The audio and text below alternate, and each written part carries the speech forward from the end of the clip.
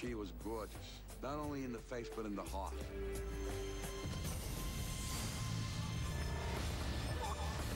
She's tied up. She's got no coat, she's got no blanket, she's got nothing. We'd be anybody's worst nightmare. It was a gory sight. Why? Why here? A stone moron, vicious person. We just let a murderer walk out the door.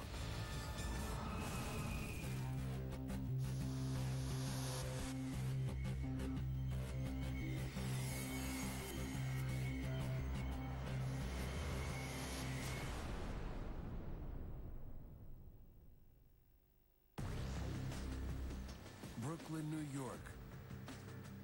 Sweetheart of the USA. Coney Island, the Brooklyn Bridge, New York Harbor, a magnet for generations of immigrants. The entire cross-section of people. One of the busiest urban environments you would ever see. More than 2.5 million people call Brooklyn home. It's a nice place. It's a good place to grow up in. A little hard knocks in my day, but now it's really developed nicely. Back in 1995, more of the neighborhoods were still under the vice of poverty and drugs, and crime was much more rampant. And one crime shook the Big Apple to its core.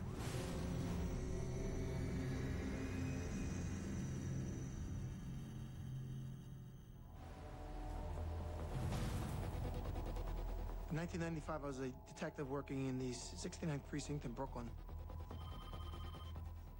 One of the anti-crime sergeants said, Phil, there's a guy downstairs, his daughter's missing.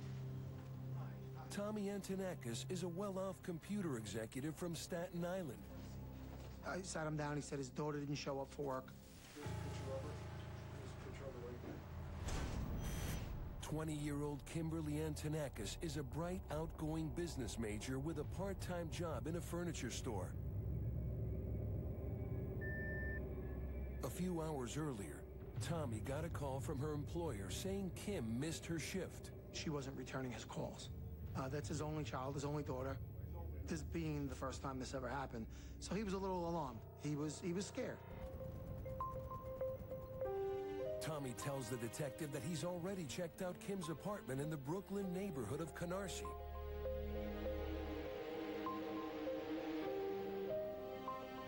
He wasn't really 100% keen on having her live alone, but he kept a watchful eye. Tommy wanted Kim to live with him in Staten Island, close to where she was going to college. She wanted to stay there. That's where she grew up. That's where our childhood friends were. Canarsie was still a middle-class working neighborhood, but the neighborhood was changing for the worse. Kim's friend April Dedali and her boyfriend Joshua Torres are living with Kim temporarily. Joshua tells Tommy they haven't seen his daughter since the day before. So you've called all these people in here? Her friend Josh called 50. Because I have a relationship with my daughter where no matter what she did, she would call me and tell me. She would never not call me. This would never happen. Tommy calls his brother Joey with the news. I heard in his voice that something was wrong, and that was good enough for me. My brother and I were extremely close to one another. It's my right arm. Normally, there's a 24-hour waiting period before looking for missing persons. But for seasoned detective Phil Tricola, Tommy's story hits a nerve. We'd be anybody's worst nightmare. Did somebody just take her, rape her, murder her? Is her body laying in the weeds off the Bell Parkway? I just felt this case needed to be investigated. Detective Tricola fast-tracks the case. I called missing persons. I told them that I was taking a case on her. They gave them my case number, list whatever she was wearing, body piercings or tattoos. According to her father, Kim does have one distinguishing feature, a scorpion tattoo on her right hip.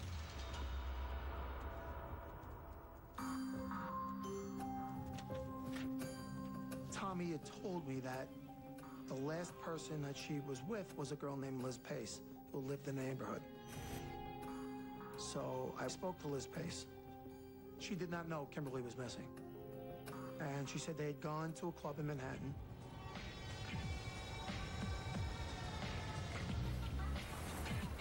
She was a young woman in New York City, and, you know, she would go out and go to clubs and party with her friends, and it wasn't something that was negative. Not in New York. They did some dancing, did a little bit of drinking, and they drove home.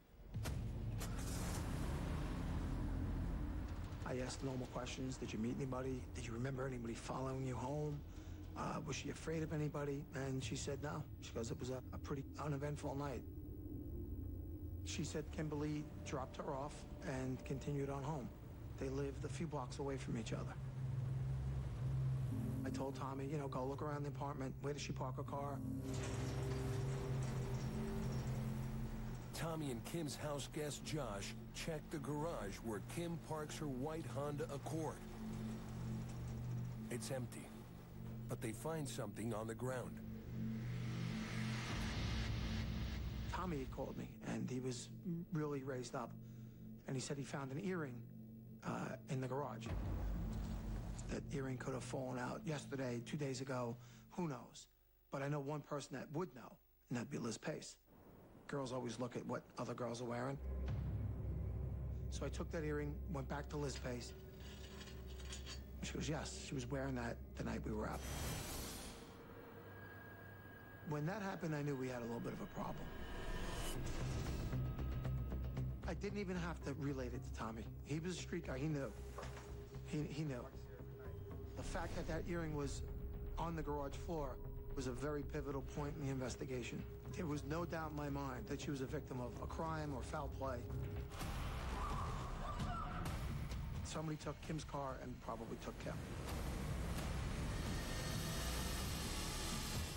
Detective Tricola puts out a citywide alert for Kim's Honda.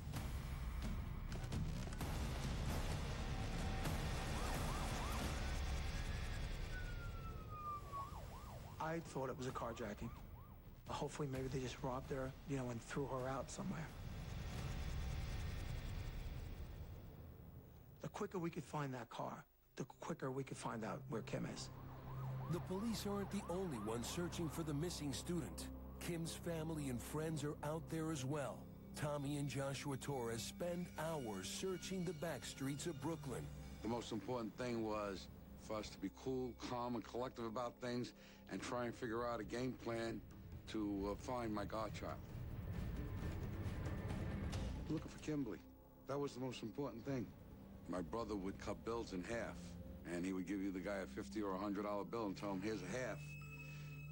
You find out anything about my daughter, you come back, you got the other half. Tommy held his own. He was a very strong man. Kim's parents divorced when she was a baby, but she has always been the apple of her father's eye. Every time you turn around, there was another party for Kimberly. My brother used to love doing those kind of things. When Kim moved away from home, she and her father remained close. He found her a place to live and even bought her a new car. They set it up to make sure that she was safe, make sure that she had a place to put her car so that she didn't have to walk far. My brother, you know, indulged his daughter, and he had all the right in the world to do so. Kimberly was very young, very sweet. She was gorgeous, not only in the face, but in the heart. Very, very big-hearted, always feeling bad for someone else.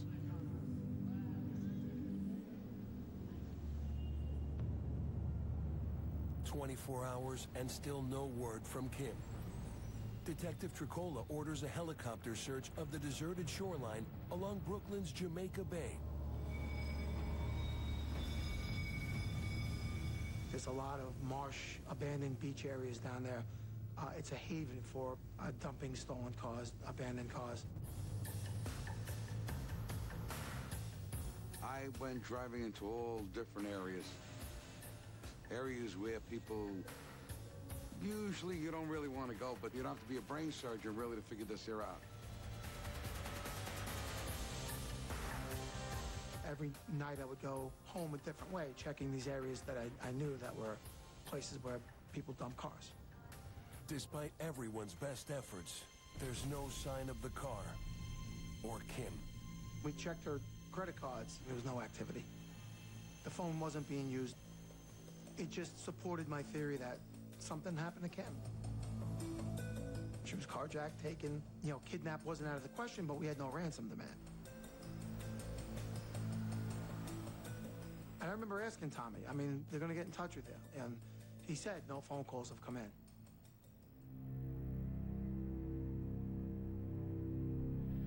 The young college student has vanished into thin air. Every day that went by just was another day that I felt, you know, I may not find Kim Antonakis alive.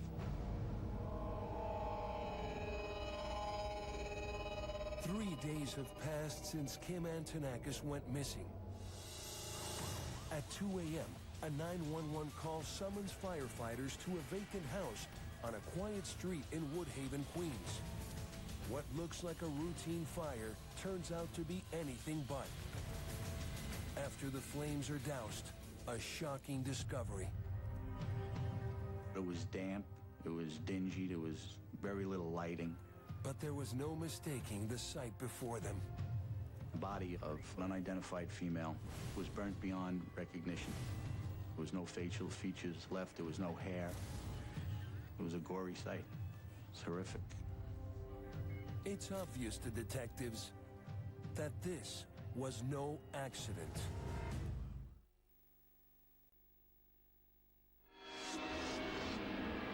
"20-year-old Kim Antonakis, a student from Brooklyn, New York, is missing.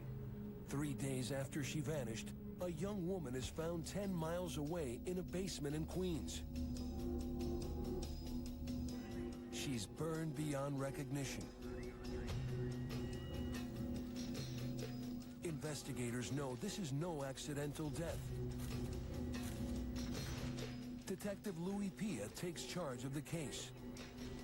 She had a piece of cloth in her mouth to quell her screaming. She didn't even have like a winter coat. She had remnants of a vest and like a cotton shirt and jeans. Her feet were duct taped together. The environment down there was absolutely terrible. The scorched basement gives detectives little to go on. Any potential forensic evidence has gone up in smoke. They believed it was gasoline that was used to start the fire. The woman's charred body reveals one telltale clue to her identity.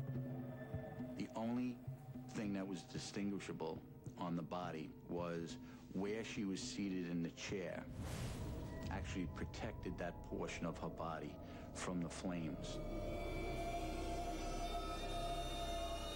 What that revealed to us was she had a tattoo, which we could determine was a scorpion. The phone rang. Tommy was sitting in my office.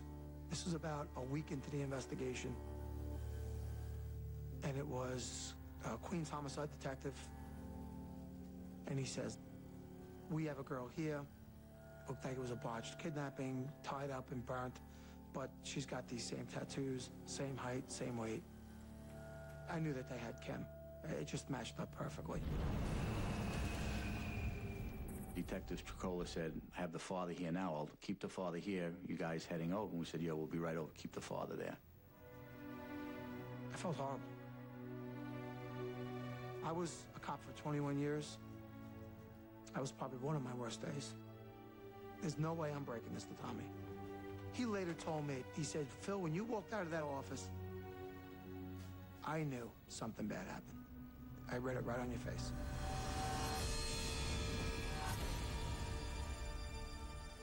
They had found her. And that was it. That changed the whole game. Mm-hmm.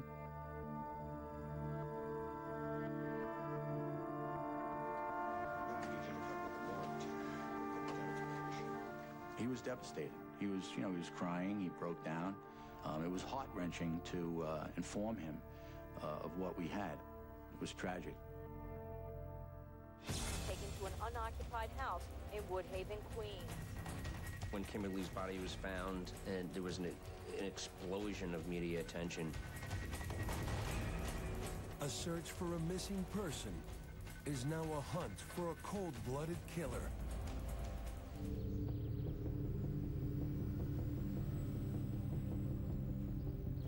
We had to ascertain how Kimberly got into that house. Investigators find no signs of forced entry. The owner is an elderly woman who no longer lives there. It's unlikely she's involved. She didn't want to sell it. She wanted to keep it. So they kept the house in the family, and they turned the temperature down to 55 degrees, just enough so the pipes wouldn't freeze. It had been that way for quite some time. The homeowner's son is the one who takes care of the house. That's who Detective Pia needs to talk to.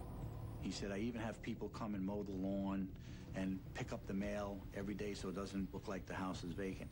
He'd either take the mail with him, or if he was going somewhere else or he was on his bike, he would take the mail from the front mailbox, open the door, and walk slightly into the lobby and leave it on a table. So, he did come in and was in the house when Kimberly was in the basement.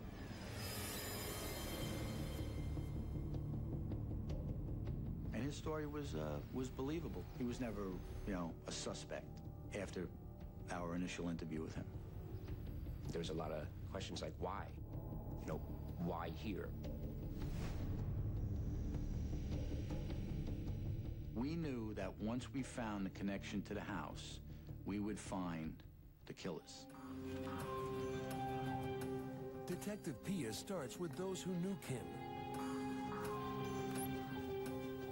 The bubbly and attractive student had lots of boyfriends, some from the wrong side of the tracks. One of them is Will Rabinovich, a 23-year-old from Ukraine. His street name was Psycho. Some of Kim's friends are telling us, and that Kim was afraid of him. Detective Tricola tracks Psycho down in Brooklyn's Coney Island. To look at him, he's a little intimidating looking. He said he hasn't really talked to her in a little bit of a while. He was not with her, hasn't seen her. He seemed like he was obsessed with her. I had nothing really to bring him in on.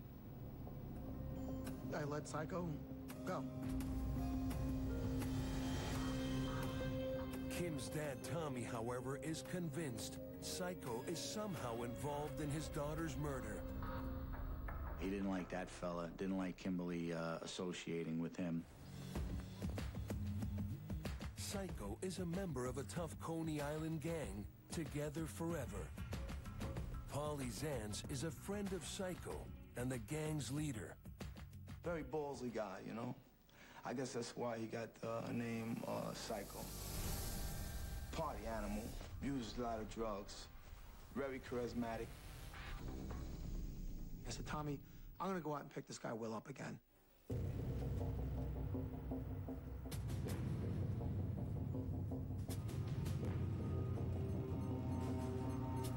He met Kimberly in one of the bars, fell madly in love with her, became infatuated with her. So infatuated that he had her name tattooed on his leg. I believe when he got questioned by the authorities that he was really scared. He said it stood for something else. He claims that Kim really stands for Kick It Mike, for a friend who kicked drugs.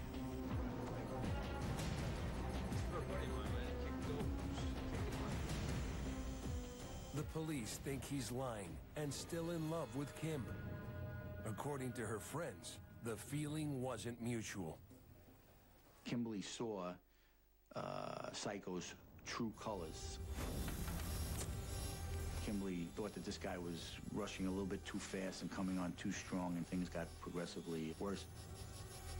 The police wonder if he could have murdered Kim in a jealous rage. We figured if Kimberly was spurning his advances, actually flipped and did this to Kimberly. The autopsy reveals just how barbaric Kim's murder really was. When the medical examiner opened up Kimberly's chest, you could see that from her esophagus all the way down to her navel was charred. It was as black as a piece of coal. The only way that could happen is if she was still alive.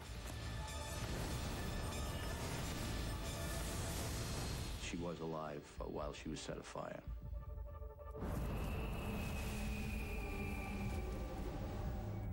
The medical examiner finds no signs of sexual assault, but her stomach is completely empty. Her captors starved her for 3 days. It must have been just absolutely terrifying for her. She's tied up in this basement, in the dark, in the cold, blindfolded for 3 days, no food, no water, no nothing.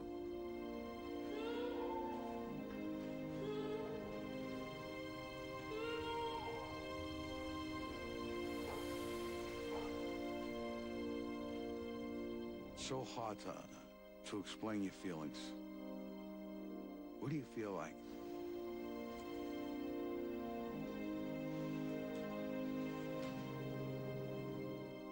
You're numb.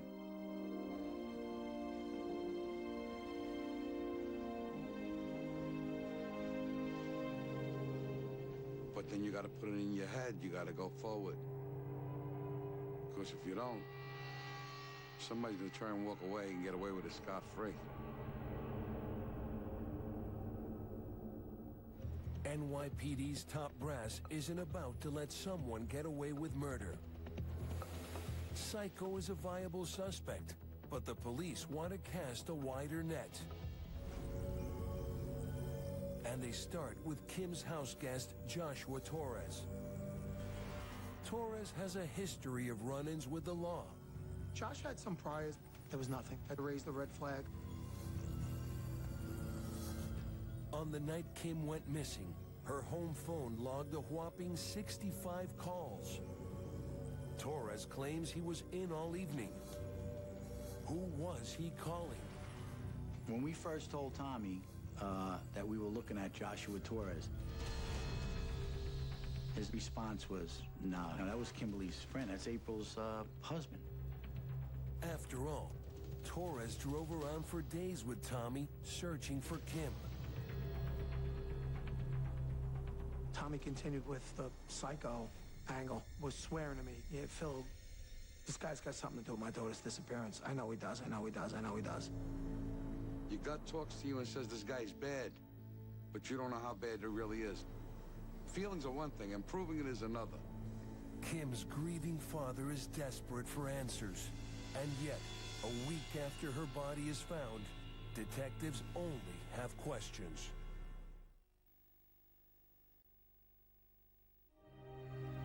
A week has passed since the charred body of 20-year-old Kimberly Antonakis was found in an abandoned New York City basement. Thomas was a changed man. He lost his daughter, he lost everything. That funeral was the hardest thing I ever had to do. My brother couldn't handle it, I had to. Don't ever want to do that ever again. 3 days after the funeral, a break in the case. And I'm like, this is a joke, right?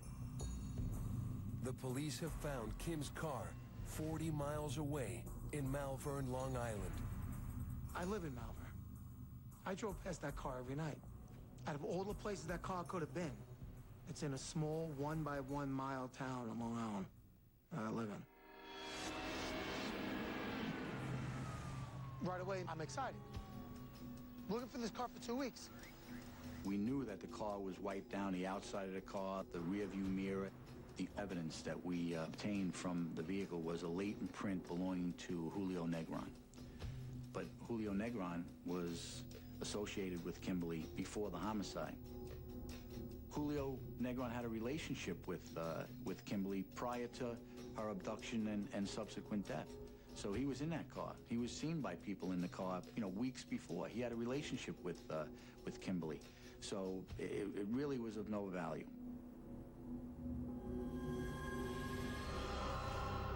Inside the trunk of her car was the other earring that matched that gold earring on the floor of the garage. So Kimberly was housed in the trunk of that car when she was abducted. But who abducted Kim and why? One possibility is that her murder is somehow linked to her father's business interests. Tommy was a guy from Queens. I mean, he grew up in the neighborhood where John Gotti had his social club. There was rumor that he was either connected to the Mafia or semi-connected to the Mafia. He knew guys who were in the mob. The problem with this theory is there's no evidence to back it up. Your typical mob hit is either, you know, a body found in a car, or a daytime shooting with no witnesses. This was a barbaric crime. It just didn't fit the way that the Mafia does business. Investigators believe it's more likely the killer is someone Kim knew, and she knew some dangerous people. It turned out Kim had two sets of friends. She had her childhood friends from Canarsie, and then she had this new group of friends, which I would characterize as less desirable type individuals. She was hanging out with some shady people. She was a typical, attractive, young female that just liked the nightlife. She liked to hang out with the gangster type of friends. Your drug dealers, your gangsters, and all of these guys would be attracted to Kimberly. She would just love the attention of all of these guys. And she would get the attention, according to her girlfriends, of every male in the club. Every male at some point or another would go and either, you know, request to dance with her or, you know, speak to her or exchange, you know, telephone numbers. They would buy her bottles of Cristal champagne, Dom Perignon.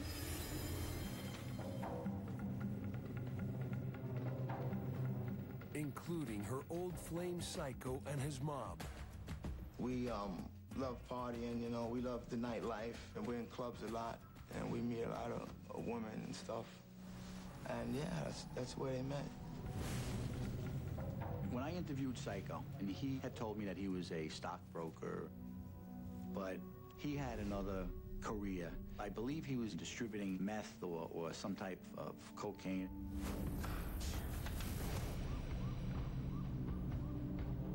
Psycho tells the detectives his relationship with Kim was no big deal. Her friends tell a much different story. Liz Pace, who partied with Kim the night she disappeared, says Psycho gave her friend an expensive ring and even proposed to her. Friends tell investigators that Kim broke it off and gave the ring back. She was scared. After dates, she made him drop her off at a friend's place so he wouldn't know where she lived. He was persistent. He would call her, he would send gifts, and so on and so forth. He wouldn't take no for an answer. It started to leak out that this guy named Psycho was a suspect. Newspaper columnists had written a huge column about Together Forever and Psycho and those guys having done the crime. Complicating the police investigation, the article also claims that Mafia henchmen linked to Kim's father are hunting for Psycho.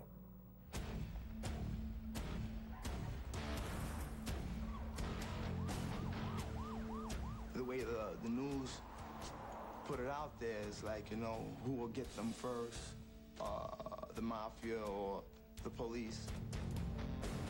So it was a bit frightening, to say the least, for someone like a Psycho, you know.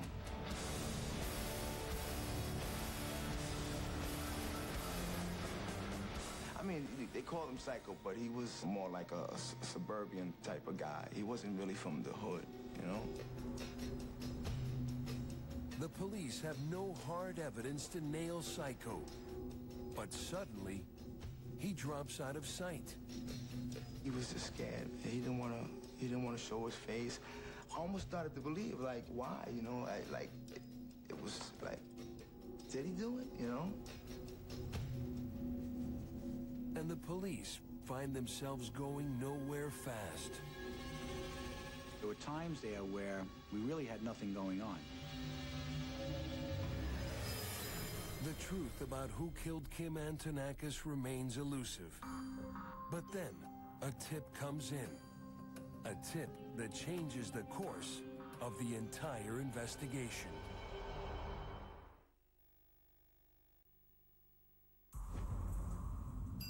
One month after the abduction and murder of Kim Antonakis, NYPD gets a break. An anonymous tipster calls the 102nd Precinct with what sounds like inside information. He tells detectives that Kim's murder was a bungled kidnapping. That's what started the ball rolling. If the tip is correct, the investigators now have a credible theory as to why Kim was set on fire. She's tied up, got no coat, she's got no blanket, she's got nothing. This is the winter time. It's only 55 degrees in the basement.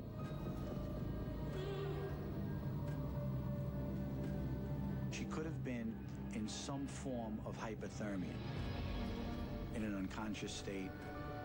The detectives think after 3 freezing days and nights, her abductors believed she was dead. They panicked and tried to get rid of the evidence by setting Kim on fire.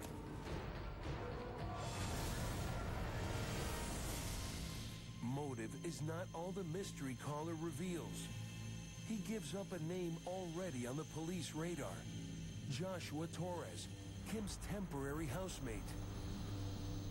And another name. Julio Negron, a friend of Torres and an ex-boyfriend of Kim's. Detectives discover that the two friends had been hanging out with some notorious Brooklyn hoods. The two guys who were their friends and associates, Jose Negron and Nick Libretti. Nicholas Libretti, a stone moron, vicious person, and Jose Negron, also a hardcore criminal. Investigators haul Joshua Torres and the others in for questioning. To throw him off, they ask Kim's former house guest what he thinks happened to Kim. The detectives can't believe their ears. Torres describes it exactly as the tipster did. 3 guys and a kidnapping that went bad. Detective Pia asks Torres once again what he was doing the evening Kim went missing. He was adamant that he never left the house on that night. Kim's phone records tell a different story. Then all of a sudden we brought out the documents and we said, okay, well, seems to be a problem here. Someone at Kim's apartment called Josh's pager 3 times that night. It doesn't add up. He says he was there asleep.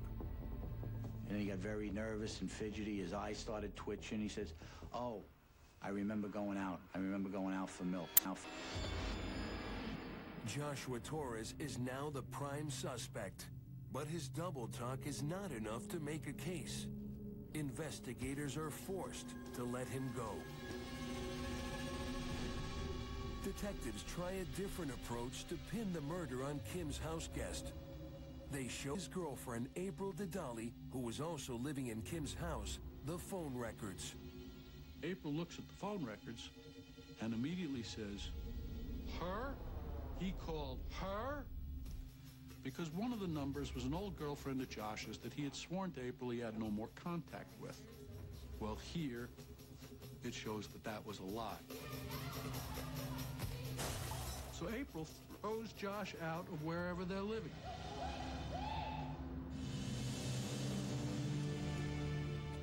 nearly 4 months after the murder, there's a crucial development.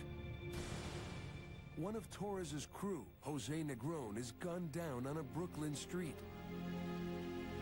Detectives speculate the hit is connected to Kim's murder. A person steps out from behind a tree, goes right up behind Jose, sticks a gun to the back of his head, pulls the trigger, and blows Jose's brains out.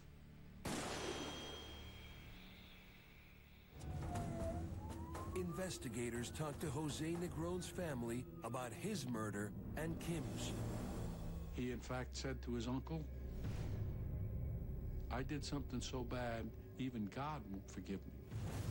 Maybe the something so bad refers to burning Kim Antonakis alive. The police think Negron may have been the anonymous caller, and he paid with his life. He was the weak link. He didn't trust Joshua, and he had cold feet. Detectives bring Torres in for another grilling. This time, they push hard. He said something to the effect of, "Wait, you guys don't think I took her, do you? I loved Kimberly like a sister. If I had taken her, I would have fed her." No one but the detectives, the medical examiner, and the kidnappers knew that she hadn't been fed at that point. Joshua Torres makes a major mistake. Still, it's not enough to charge him with kidnapping and murder. They immediately knew that this guy must have been involved. They didn't have enough to arrest him. My partner looked at me and said, "You know what, we just let a murderer walk out the door." They had to let him walk out because they didn't have evidence on him. That was the defining moment. He becomes, the bullseye in this case. Over the next 2 months, detectives keep a close eye on their prime suspect, Joshua Torres. After his breakup with April, he moves in with a new girlfriend nicknamed Blondie. Blondie had an apartment which she kept sort of as a halfway house or a meeting house for wayward criminals. Blondie had a motorcycle, and Josh took it one day. She got very twisted out of shape. When she confronts him, he turns violent.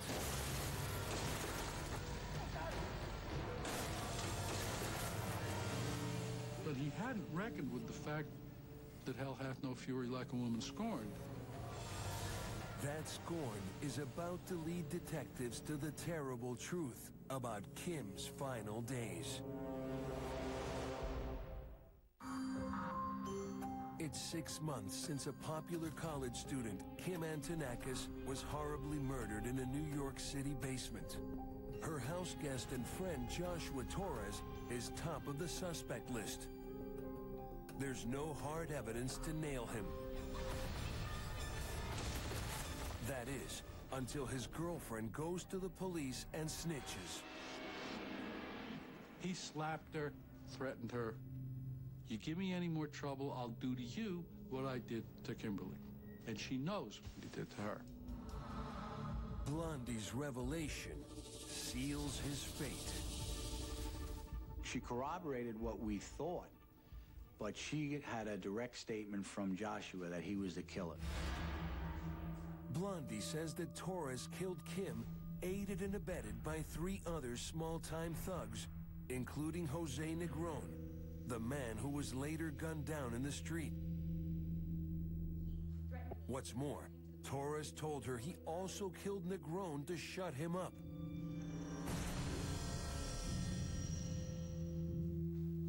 Detectives long suspected the 2 murders are connected.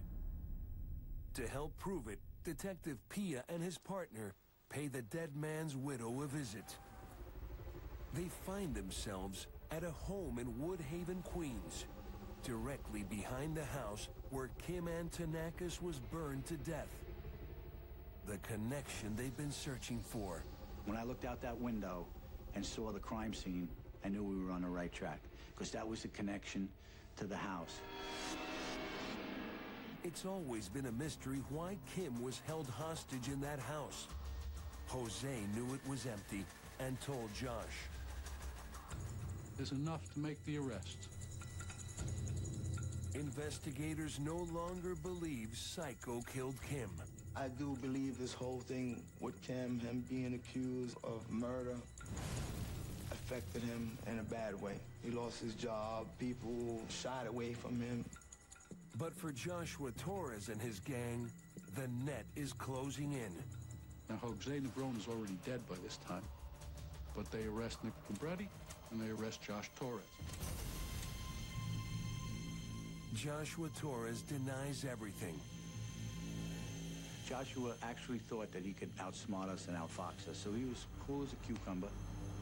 Now, he had no idea that we had Nicholas Libretti in custody. He thought it was just a fishing expedition.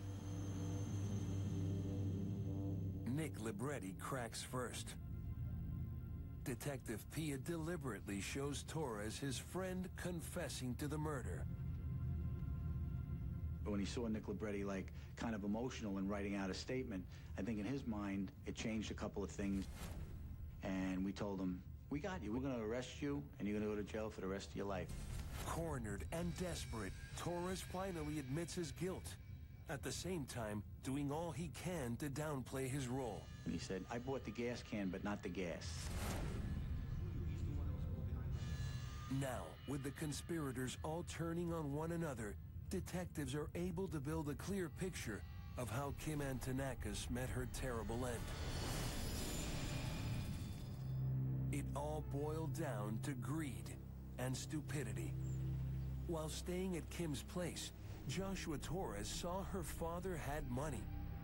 Along with 3 other thugs, he hatched a plot to kidnap her and hold her for ransom. Josh calls his 2 associates, says tonight's the night. He knows that she comes home late at night at 3, 4, 5 in the morning on a quiet street. Anything can happen. At 4 a.m., 2 members of the gangs of Kim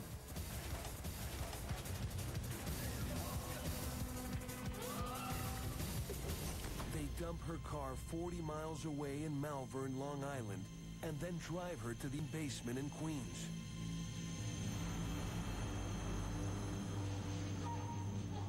They take the thing out of her mouth long enough for her to say, why are you doing this? What is going on? And one of them says to her, your father owes us money.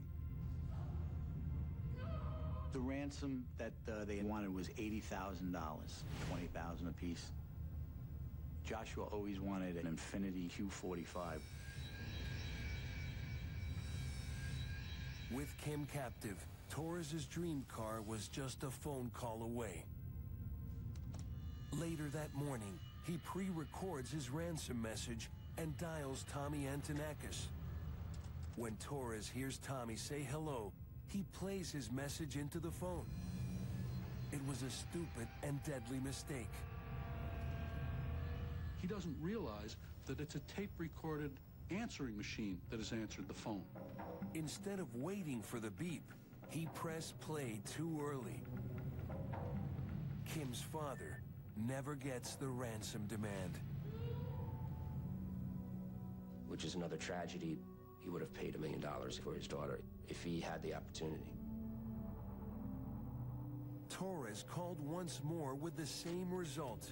He couldn't understand why Tommy never talked about the ransom demand. It's amazingly moronic, some of the things that they did, and which led to such an unnecessary, horrible murder. Jose Negron was in charge of looking after Kim. But he never checks on her. 3 freezing days and nights later, when Kim's kidnappers return to the basement, they make their biggest mistake. She's bent over with her head sagging. Josh feels her pulse. And then Josh looks up to Nick and says, she's dead. The autopsy proves she wasn't.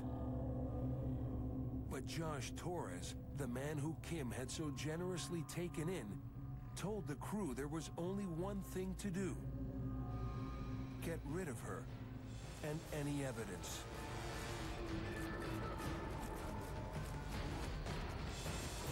kissed her on the forehead and said, shit happens.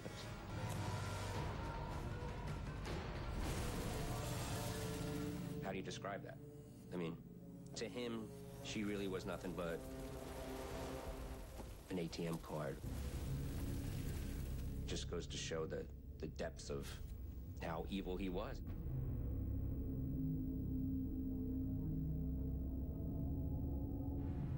Tommy's rage and just wanted to explode, learning that his daughter was alive for 3 days while he was looking for her with the mastermind of the kidnapping. There was an opportunity for this not to end the way it was. And I think for Tommy, it was just something that was impossible to come to grips with. This didn't have to happen. It didn't have to end with Kimberly's death. He took advantage of a young girl who was generous, who was curious about life in general, was willing to do what she thought were daring things, you know, a little taste of the wild side. She'd be nice to April and do a good thing. It was a mistake. The mistakes that Kimberly made are the mistakes thousands of kids make all the time. But they get to live through it. Kimberly didn't.